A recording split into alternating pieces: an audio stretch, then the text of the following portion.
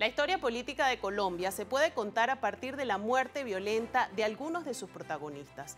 El país lleva a sus espaldas una larga trayectoria de violencia política que se ha hecho más trágica con el asesinato de 5 aspirantes presidenciales de diferentes posturas ideológicas.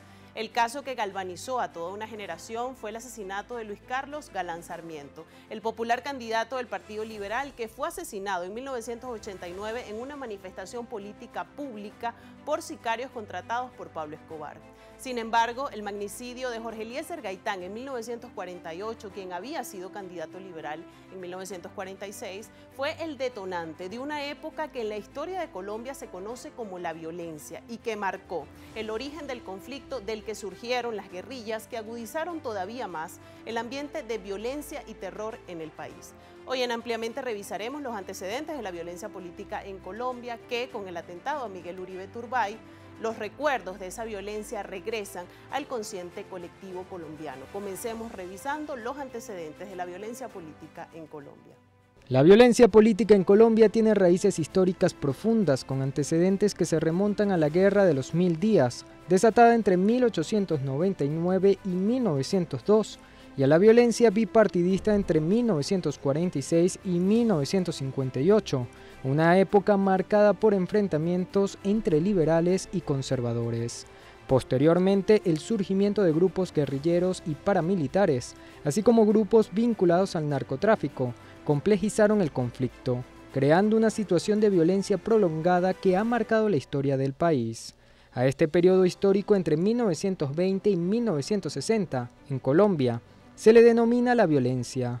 A este periodo histórico entre 1920 y 1960, en Colombia, se le denomina la violencia. Durante este tiempo se presentaron confrontaciones armadas entre integrantes del Partido Liberal y del Partido Conservador, que, sin haberse declarado una guerra civil, se caracterizó por ser extremadamente violento con asesinatos, agresiones, persecuciones, masacres, destrucción de la propiedad privada y terrorismo por la afiliación política. El conflicto de la violencia llegó a acentuarse con el asesinato del líder liberal, Jorge Eliezer Gaitán, hecho ocurrido el 9 de abril de 1948. Su muerte ocasionó una fuerte revuelta que tiene por nombre el Bogotazo, y las guerrillas surgieron como el nuevo actor del conflicto. A finales de los años 80 del siglo XX, los homicidios de políticos se volvieron una noticia infamemente habitual, y el común denominador fueron los crímenes de aspirantes para la elección presidencial de 1990. Jaime Pardo Leal fue el primer político con aspiraciones presidenciales asesinado en esa época. Lo mataron en 1987, en medio del exterminio de los miembros de la Unión Patriótica, el partido político que surgió de unos acuerdos de paz en 1985 entre la guerrilla de la FARC y el gobierno conservador de Belisario Betancur. A esta muerte se le sumó 2 años después la de Luis Carlos Galán, el símbolo de lo peor de la violencia de la época, del narcoterrorismo en Colombia, encabezada por Pablo Escobar. Murió a los 45 años siendo el candidato más favorecido para ganar la presidencia. En la fatídica lista de magnicidios también se cuentan los de Bernardo Jaramillo Osa, Carlos Pizarro León Gómez y Álvaro Gómez Hurtado. El país ha vuelto a revivir las pesadillas de los magnicidios con el atentado contra Miguel Uribe Turbay. El ataque contra el senador y precandidato del Centro Democrático ha conmocionado a Colombia y antiguas heridas de aquella violencia vivida hace 35 años vuelven a abrirse. Atentaron contra un aspirante a presidente en Colombia. Se trata de Miguel Uribe, senador de derecha de 39 años, quien estaba dando un discurso de campaña cuando recibió varios disparos. Paramédicos que lo atendieron indicaron que Uribe recibió 3 impactos de bala, 2 de ellos en la cabeza y 1 en la rodilla. El político fue hospitalizado y está en cuidados intensivos.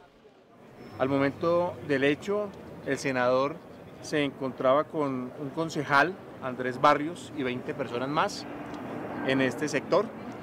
En la reacción policial, un hombre de protección reacciona y aprende a uno de los agresores, que es un menor de edad.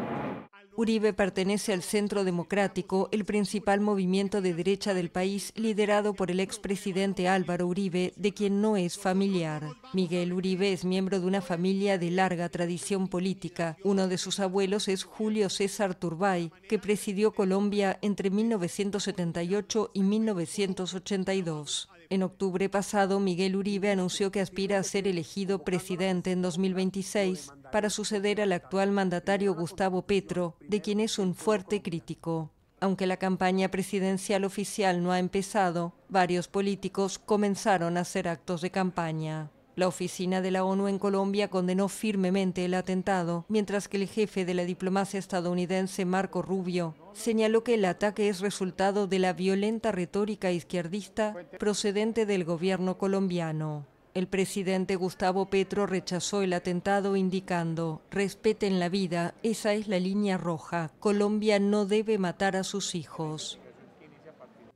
Y en esta edición de Ampliamente analizaremos el impacto directo que tiene este atentado en la próxima carrera presidencial que vivirá Colombia de cara a las elecciones del 2026.